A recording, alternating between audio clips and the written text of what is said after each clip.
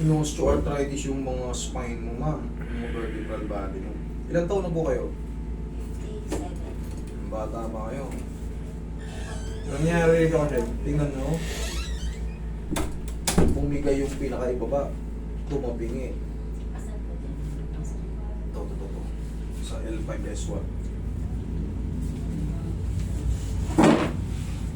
Ang nakalagay dito sa ano mo, okay, osteoarthritic change of the lumbar spine with muscle spasm. Exaggeration of the normal lordotic curvature of the lumbar spine. No blastic, no lytic change. Osteophytic spar are seen in the anterior lateral and plates are with narrow. Okay, intervening this space. Okay, ano ba ibig sabihin niya mga ganyan? Yung mga osteophytic, yun yung mga bukol-bukol sa ano.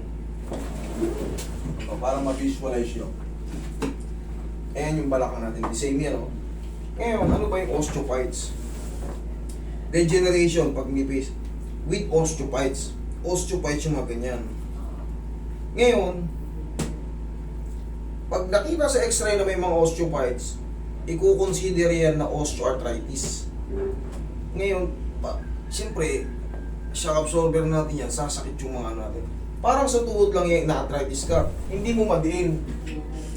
Pag ino-arthritis ka sa tuhod, sakit. Tapos tutunog-tunog. Ganon din yan sa balakang. Siyempre, talagang parang feeling mo, hirap kang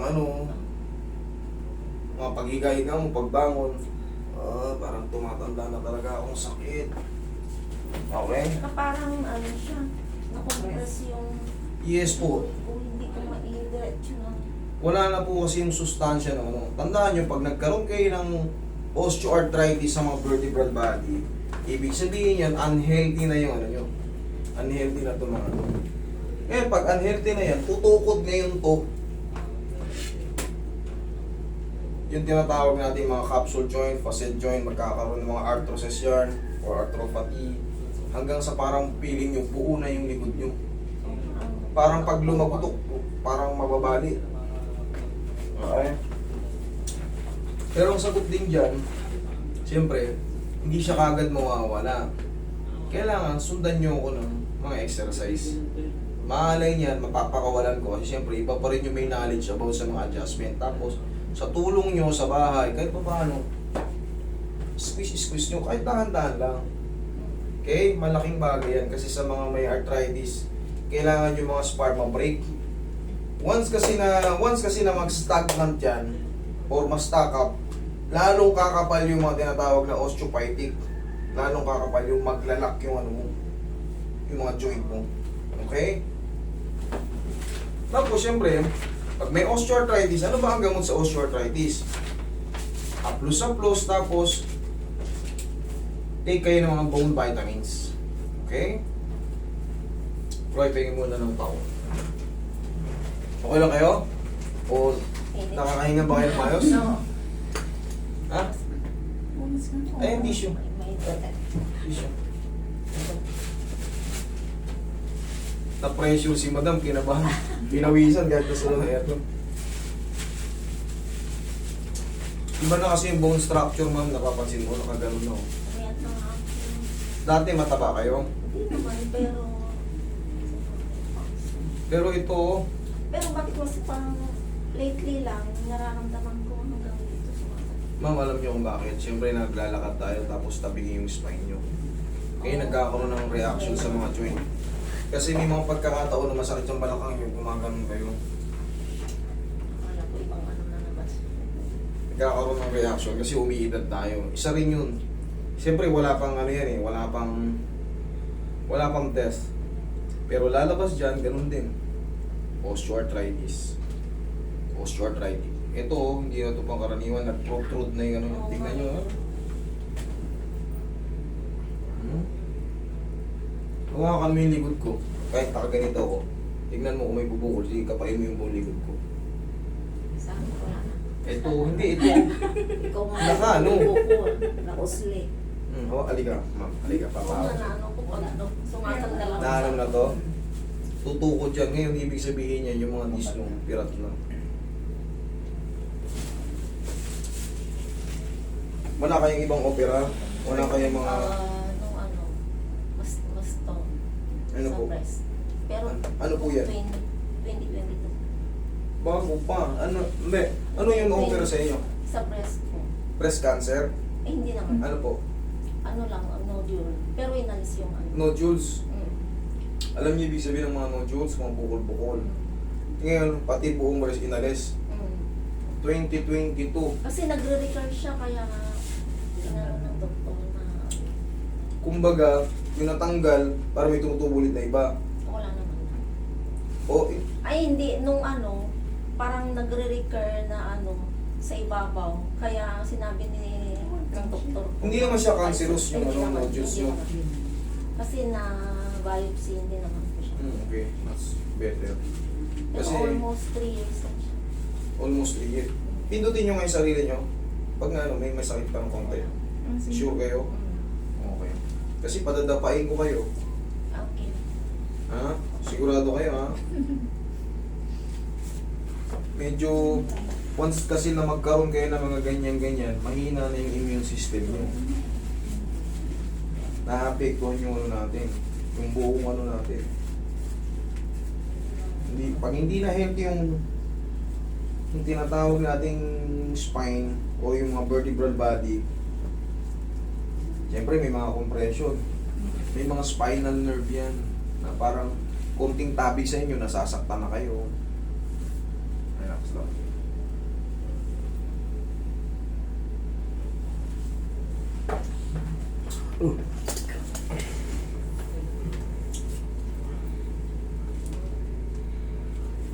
Tsaka dito pa siya. Oo nga, no?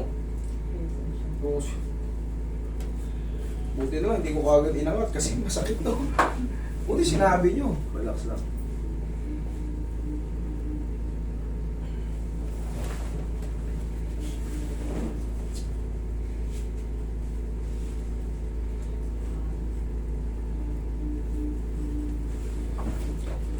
Tagilid kayo. Babalikan natin yung mamaya. Tagilid kayo. Hindi naman kayo nahihirapan huminga. Okay. Gaano kayo kabigat before? Anong timbang nyo before? Ngayon kasi medyo payat na talaga kayo. Alam ko ano, 52, 53. Ngayon mga nasa... Hindi ko na alam. Mas Okay, relax na nga. Lalaban.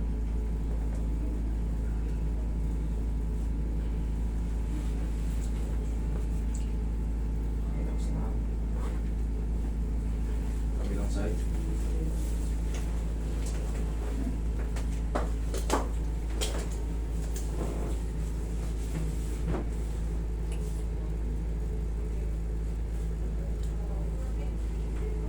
Relax na. Okay, taba.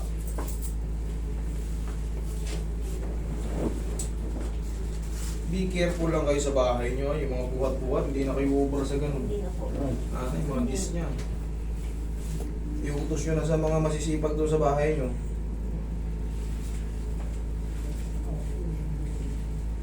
Kaya nga tumatawa kasi dami sinubag. Kasama mo ba sa bahay to? Sino ba ta?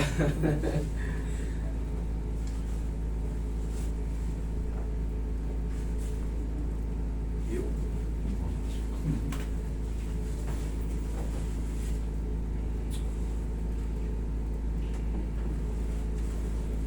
Okay lang kayo dyan, ma'am?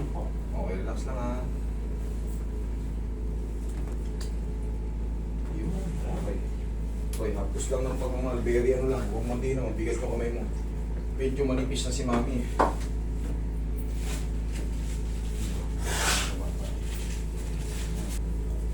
Kaya nga nakalagay ron nung narrow yung mga dis. Pag may narrow, pagkipot, ibig sabihin, hindi na healthy yung mga dis. Kaya may malaking chance pag natabig-tabig si ma'am o nagbuhat siya ng mabigat, maaaring uminda. Okay na kayo dyan, ma'am? Opo. Sige, dyan lang kayo. Ay mga muscle niyo. Parang may wave. Pahingin pa konti, wave. Yan yung tawag ng mga muscle spasm. May mga lubog, may nakalutang, may...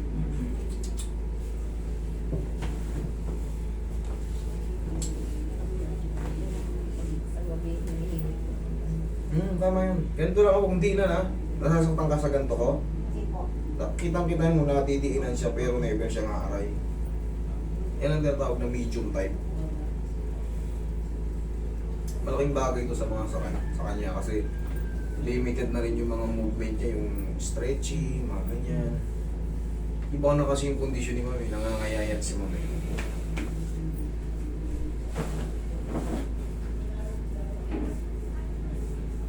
Ihaya ka, ma'am.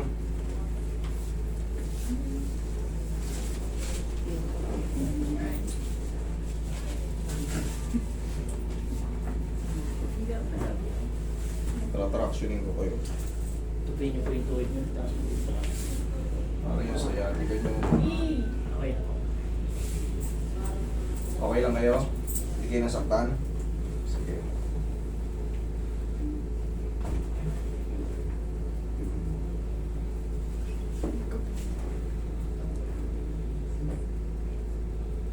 Kung inalabanan ha, inhale, exhale lang ha. Inhale. Exhale. Down. Thank you. Naramdaman niyo yun? Diyan lang muna, kung tatayo, hayaan nyo lang muna sumingaw kung ano yung dapat sumingaw dyan.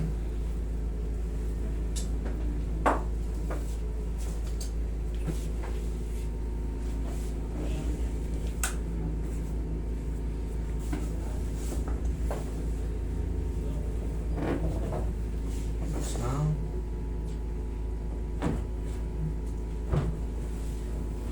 Sige, pupunta dyan.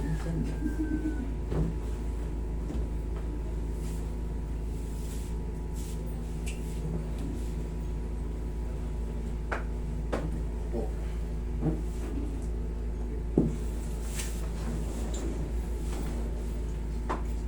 Sa pagtatayo sa higaan, mag-iingat kayo ha. Merong ibang kondisyon yung buto nyo eh. Rumurupok na siya. Pag tinamaan na ng osteoarthritis, marupok na ibig sabihin yan. Kaya dahan-dahan sa pagtayo. Tatagilid muna ha.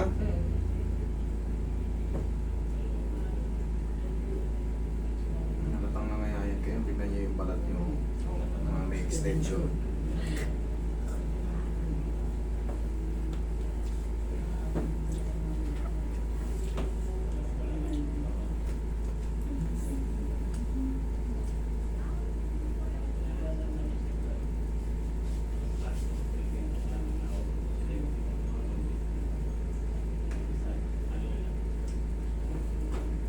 Relax lang.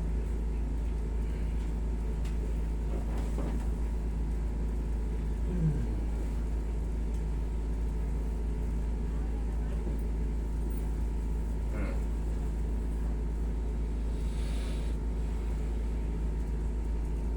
Okay. Tampo, sundan nyo na ng mga ganito-ganito ha, para lalo lumuwag ha, mama. Okay. O, check mo yung balakang mo kung anong mas maganda. Yung kanina o yung ngayon o lalong sumakit. Okay, lakad kayo. O baka hindi na kayo makalakad. Lakad.